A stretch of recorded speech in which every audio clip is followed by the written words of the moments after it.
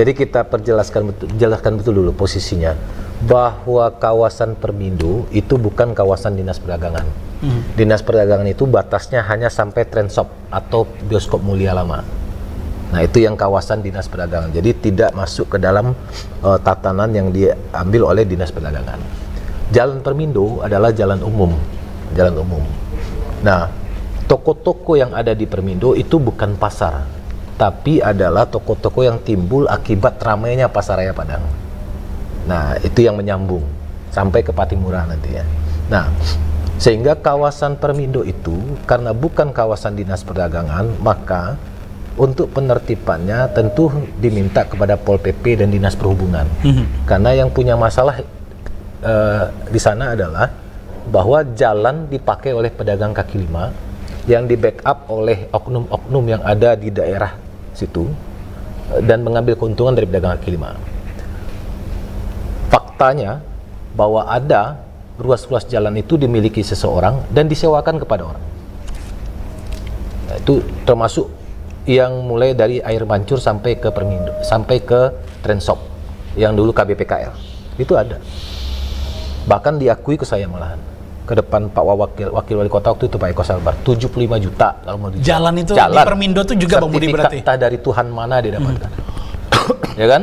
Jalan yang disewa-sewakan. Laut ya. Laut dibakar jalan. Untung saja belum laut. Tapi kalau orang Padang memang pintar betul. Khususnya PKL, jalan saja bisa bersertifikat sehingga dia merasa dia punya, lalu kalau dia tidak mau berdagang lagi dia sewakan ke orang. 25 juta sebulan loh. Artinya tidak hanya di depan Baran Teater itu saja Bang Budi? Tidak. Dari Air Mancur saya, Permindo juga? Iya. Oke. Yang terjadi. Lalu dari PKL yang ada di Permindo itu, ada sekitar 7-8 itu adalah pemilik toko di belakangnya. Memang sengaja diisi oleh mereka, khususnya toko-toko sepatu, daripada diisi oleh PKL Bang katanya, lebih baik saya ngisi sendiri katanya. Karena kalau PKL susah nanti. Oke. Lalu ada sate Pampangan di sana. Orang Pampangan jualannya di Permindo. Ya. Ke siapa dia nyewa? Ke siapa dia nyetor? Itu perlu dibongkar semua. Jadi ketika saya menjadi anggota DPRD kemarin dari 2019 sampai 2024, yang menjadi pangkal bala masalah adalah SK 438 tahun 2018 yang memberikan jam operasional kepada pedagang kaki lima mulai dari Air Mancur sampai ke Trendshop itu jam 3 sore. Boleh berdagang sampai malam. Permindo dari jam 5 sore sampai malam. Kalau seandainya dari dulu mereka tertib dari jam 3 dan jam 5 tidak pernah melanggar, mungkin teman-teman KPP tidak ada persoalan. Ini saya yang jelaskan karena saya pengurus di KPP, ya kan, salah satu wakil ketua bidang hukum.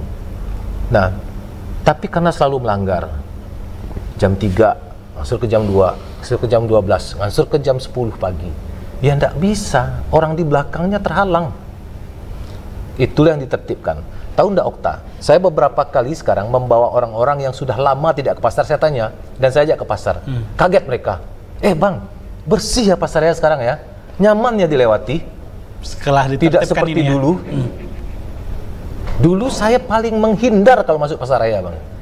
Bagaimana mau menggait orang untuk datang ya, Bu? Orang Padang sendiri saja tidak mau datang ke pasar raya, gara-gara siapa? Gara-gara PKL yang mengisi jalan sampai bikin jalan sempit. Permindo itu kawasan elit kota Padang. Saya SMP 1 Padang dulunya. Saya kalau keluar dari SMP 1 Padang duduk-duduknya di Permindo. Dulu belanja beli baju brandnya yang Levi's-nya lah, yang Lea-nya lah dulu. Lee dulu juga ada. Itu ke Permindo, Pak. Tidak ada pedagang kaki lima. Tahun 92 sampai 95. Tidak ada. Kan setelah gempa baru ada. Gempa. Dan gara-gara SK 438 tahun 2018. Inilah yang sejak dari dulu saya selalu minta cabut ini. Karena dia berlawanan dengan Undang-Undang Lalu Lintas. Undang-Undang Lalu Lintas jelas menyatakan barang siapa yang mengganggu fungsi jalan atau trotoar dipenjara 12 bulan atau denda 1 juta rupiah. Dalam Stefan Bo teori tidak boleh aturan yang di bawah berlawanan dengan aturan yang di atas. Nah, kalau ada yang menyatakan ini kan lex spesialis Pak Budi, lex spesialis yang kebablasan saya bilang. Saya sehari-hari sebagai advokat juga Lex spesialis itu kalau misalnya pencurian listrik dulu tidak tertampung dalam KUHP, lalu Hakim Bismar Siregar menyatakan bahwa pencurian listrik ada pencurian, lalu dibikin undang-undang listrik nasional. Ketika pencurian juga masuk situ. Narkoba jenisnya makin lama makin banyak, tidak tertampung dalam KUHP, maka diambil lex spesialisnya undang-undang narkotika. Jangan disamakan ketika tidak ada yang mengatur PKL di sini, lalu ini ada jalan, undang-undang ada di atas yang melarang, kita bikin sajalah lex spesialis. Tidak seperti itu lex spesialis. Lex spesialis itu adalah mengambil bagian dari undang-undang umum untuk jadi khusus dan menjadi lebih detail. Baik. Nah, ini yang kebablasan di Pemko Padang itu yang kita dari dulu tentang. Nah, saya sepakat dengan kedua narasumber, ada Zul dan Ibu Buyen, bahwa sekarang yang menjadi persoalan di Pasaraya Padang itu dan Permindo terpaksa harus ditertibkan karena telah terlalu lama di pembiaran. Terlalu lama pembiaran, yang namanya jalan, yang namanya parkir, kembalikan fungsinya. Itu dulu. Persoalan mereka akan direlokasi, saya sepakat. Itu ada Padang Teater lantai 2, datarkan, bersihkan, jadikan Pujasera. Selesai. Mereka. Ya kan? Oh, kalau mereka minta di jalan juga nggak bisa. Nggak bisa, Pak. Ini. Baik. Ya. Dan kita tahu per 16 Januari itu SK tersebut sudah dicabut, 438 sudah dicabut, Bang Budi.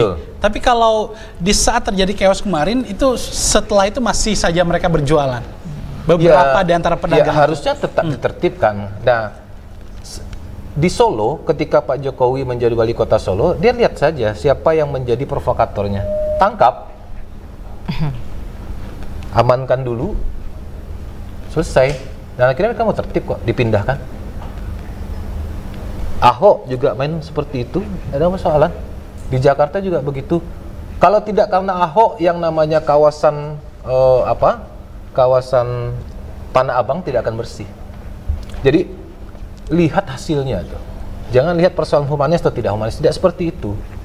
Saya juga tanya deh kepada teman-teman pedagang kaki lima yang membandel itu, yang tidak mau tertibkan. Anda melanggar hak azazi orang juga enggak?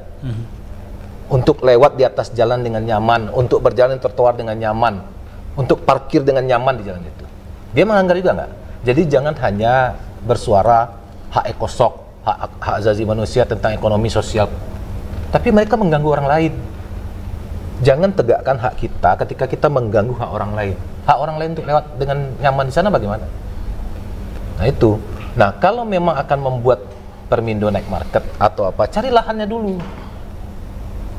Di luar negeri itu kalau ke Malaysia kita makan ke daerah Petaling atau kita ke Bukit Bintang itu diatur tidak di jalan. Di Bukit Bintang tidak di jalan. Ada kawasan khusus yang street foodnya itu kiri kanan pertokoan yang tempat orang makan. Nggak ada. Pedagang kaki limanya ada, tapi jamnya jam berapa? Setelah maghrib mereka sampai jam 2 malam, sampai jam 2 pagi. Jadi jelas kalau kita pergi ke Bukit Bintang. Dan tidak ada lagi kota di Indonesia yang membiarkan PKL berserak-serakan seperti di Padang. Ke Malioboro, oke 18 tahun, tapi mereka juga berikan pendidikan. Tapi Sultan tegas, dirobohkannya gedung yang tidak terpakai, dijadikannya teras 1 sebelah kiri kalau kita dari arah Istana Sultan. Lalu di teras 2 di sebelah kanan. Jaraknya sekitar hampir 500 meter lebih.